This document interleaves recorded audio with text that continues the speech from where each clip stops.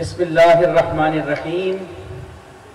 معزز عمائدین شہر، دیگر شرکائے مجلس، آج کی اس ولولہ انگیز تقریب کو انتہائی کامیابی سے منعقد کرنے پر میں اخبار اکبر اور MTB صادقآباد کو مبارکباد دیتا ہوں کہ انہوں نے ہمیں پاکستان کے لیے جو قربانیاں دی گئی تھیں ان کو دوبارہ سے یاد کرنے کا موقع دیا اور اس کی روشنی میں اپنے مستقبل کی منزل کے لیے محنت کرنے اور جدوجہد کرنے کا جذبہ اور حوصلہ ہمیں دوبارہ پیدا کیا۔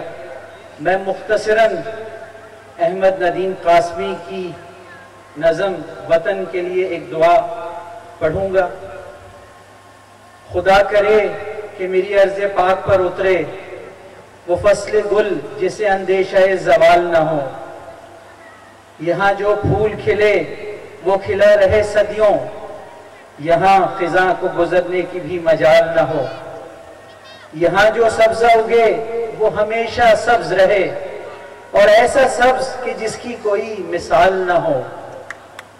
خدا کرے کہ نہ ہو خم سر وقار وطن اور اس کے حسن کو تشویش مہ و سال نہ ہو، ہر ایک فرد ہو تہذیب و فن کا اوج کمال، کوئی ملول نہ ہو کوئی خستہ حال نہ ہو۔